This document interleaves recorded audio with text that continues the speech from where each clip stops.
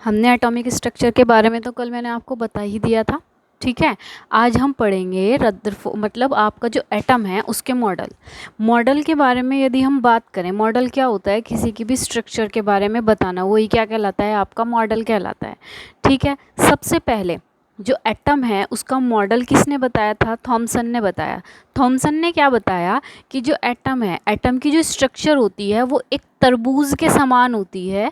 जैसे ये तो गोल हो गया तरबूज, कटा हुआ तरबूज अंदर से, और ये इसमें क्या रहते हैं, बीज रहते हैं ऐसे। ठीक है, यानी कि उन्होंने कहा कि जो ये एटम होता है, जो एटम का गोला होता है, ये कितना होता है, 10⁻⁻10 मीटर। ठीक है, इतनी इसकी क्या होती है, त्रिज्या होती है। ठीक है, त्रिज्या के बाद इन्होंने कहा कि जो हमारे, आपको तो ये पता ही है, हमारे जितने भी एटम्स होते हैं, ठीक है, जितने भी एटम होते हैं सबके सब क्या होते हैं, न्यूट्रल होते हैं। यानी कि उनके ऊपर कोई भी चार्ज नहीं होता। न्यूट्रल का मतलब तो यही होता है।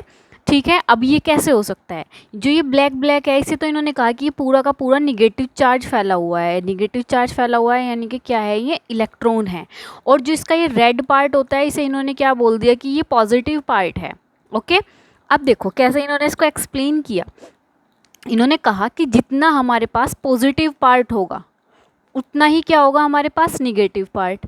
तो जब पॉजिटिव और निगेटिव बराबर हो जाएंगे तो एटम हमारा कैसा हो जाएगा, न्यूट्रल हो जाएगा। ठीक है, तो इससे हमें क्या पता चलता है कि जो भी हमारा कोई एटम होता है वो क्या होता है, न्यूट्रल होता है। ओके, फिर इसके बाद काफ़ी खास इनका थॉमसन का ये चल नहीं पाया।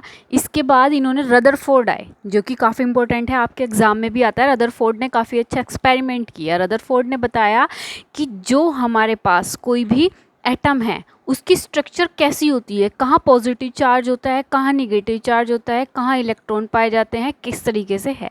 उन्होंने अपने एक्सपेरिमेंट को पूरे का पूरा एक्सप्लेन करने के लिए एक प्रोजेक्ट बनाया। प्रोजेक्ट में उन्होंने क्या किया, एक लेड बॉक्स लिया, लेड बॉक्स के अंदर एक कोई रेडियो एक्टिव एलिमेंट लिया। रेडियो एक्टिव एलिमेंट क्या होते हैं, जो कि अपने अंदर से नेचुरली क्या निकालते रहते हैं, रेज निकलती हैं उनके अंदर से। कौन सी रेज निकलती हैं, रेडियो एक्टिव रेज निकलती हैं। ठीक है, तो उन्होंने यहाँ पे लिया पोलेनियम।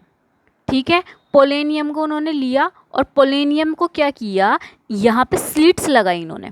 क्या लगाई, स्लिट। स्लिट क्यों लगाई जाती हैं, कि जो कोई भी रेज निकल रही है हमारी यहाँ से वो इधर उधर ना जाएं। ठीक है, और यहाँ पे गोल्ड की बहुत पतली सी फिल्म लगाई इन्होंने। फिल्म यानी परत लगा दी, चादर कह दो जिसे, बहुत पतली सी। ये जाके इस पर टकराई। टकराने के बाद क्या हुआ, इसे यहाँ पे एक हमने रिकॉर्डर लगाया। ये रेज यहाँ पे आई, कोई रेज ऐसे आई, कोई यहाँ आई, कोई यहाँ आई, कोई यहाँ आई, ऐसे करके इन्होंने अपना एक्सपेरिमेंट दिया। अब इस मॉडल से हमें क्या पता चलता है कि जैसे हमारे पास ये कोई भी गोल्ड लिया हुआ था हमने, एटम है, ये एटम ले लिया हमने। एटम के बीच में क्या होता है, न्यूक्लियस होता है। न्यूक्लियस के अंदर कौन होते हैं, न्यूट्रॉन और प्रोटॉन होते हैं।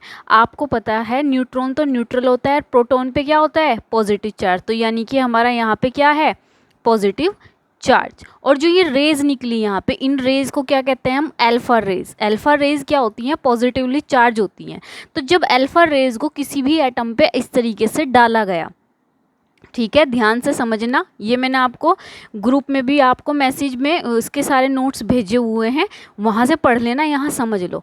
ठीक है, तो जब हम कोई भी अल्फा रेज को किसी एटम पे डालते हैं, तो एटम पे डालने पे ये सारी रेज कौन सी हैं, पॉजिटिव रेज हैं। यहाँ से कुछ रेज तो क्या हुआ, सीधी निकल गई ऐसे। कुछ रेज क्या हुआ, ऐसे आई ऐसे निकल गई, ऐसे आई ऐसे निकल गई, और कुछ रेज यहाँ गई और यहाँ निकल गई। अब देखो तुम, ये बहुत दूर की जगह थी तो रेज क्या हो गई, सीधी निकल गई क्योंकि पॉजिटिव चार्ज था। जो रेज हल्का सा इस पॉजिटिव चार्ज के पास को आई, पॉजिटिव के बीच में क्या होता है, रिपल्शन होता है।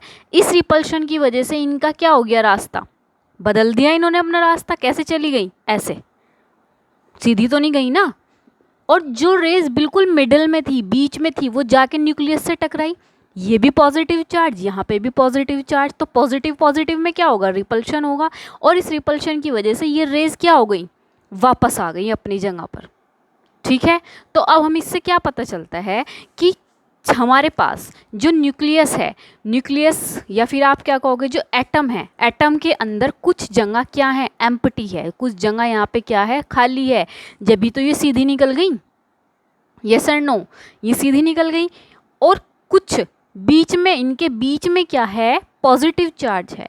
पॉजिटिव चार्ज की वजह से ही अल्फा रेज कहाँ आ रही हैं, वापस यहाँ से अपने रास्ते से विक्षुब्ध, यानी क्या कहोगे आप, विक्षेपित हो जाती हैं, या फिर आप क्या कहोगे बैक हो जाती हैं। ठीक है, अब ये देखिएगा आप, जो ये बैक हो रही है रेज, ये इनमें यहाँ पे इलेक्ट्रिक रेज का जो वर्क हो रहा है, इस रेज के वर्क को हम किससे कह सकते हैं कि ये जो है Coulomb's law of electrical force को फॉलो कर रही हैं। समझ में आ गई इतनी बात। अब अगर आपको दिस से, मतलब अब नॉर्मली अगर आप इसे समझो तो यहाँ पे एक बहुत बड़ा पर्दा लगा दिया हमने, ठीक, यहाँ पे ये शीट लगाई हमने किसकी, थर्माकोल की, बीच में एक शीट हमने लगा दी, शीट क्या कहोगे, एक बिल्कुल ईंटों की, और यहाँ से आप 3 आदमी, 1 2 3 4 5 लोग दौड़ना शुरू करोगे, तो यहाँ पे और यहाँ पे तो कोई शीट नहीं है, तो आप क्या करोगे, यहाँ से सीधे दौड़ के निकल जाओगे, आपके रास्ते में तो कुछ आया ही नहीं। आप जब यहाँ आओगे, इस शीट से टकराओगे, तो टकराने के बाद क्या होगा भाई, थोड़ा सा आपको लगा, आप कहाँ निकल जाओगे, साइड से निकल जाओगे, लेकिन जब इस हार्ड चीज़ से टकराओगे तो क्या होगा, वहीं गिर जाओगे। समझ आ रही मेरी बात।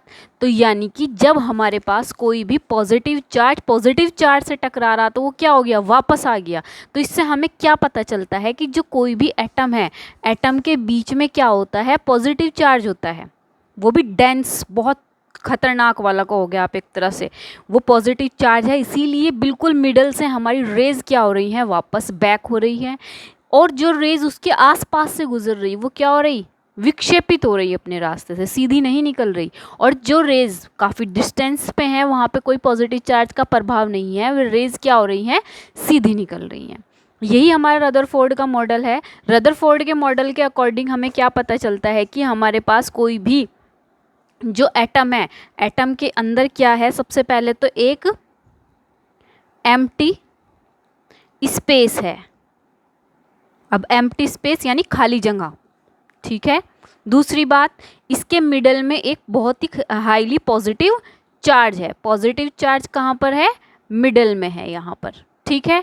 एक चीज़ ये पता चली आपको। दूसरा, इससे क्या पता चलता है कि जितनी भी हमारा एटम है, एटम में positive and negative all over charge क्या होता है, इक्वली क्या रहता है, डिस्ट्रीब्यूट रहता है आपके पूरे के पूरे एटम के अंदर, ठीक है। ये पता चल गया आपको। दूसरी बात, जो हमारे पास जो न्यूक्लियस है, न्यूक्लियस जो होता है हमारे पास, ठीक है, उसके चारों तरफ ये न्यूक्लियस है, ठीक, ये इसकी चारों तरफ कक्षाएं होती हैं, न्यूक्लियस के चारों तरफ, ठीक। तो जो कक्षाएं हैं, ठीक है, वो लगभग जो इलेक्ट्रॉन वितरित रहते हैं, डिस्ट्रीब्यूट रहते हैं, वो मैंने आपको पहले भी बताया, वो कितना होता है, 10⁻⁻10 मीटर।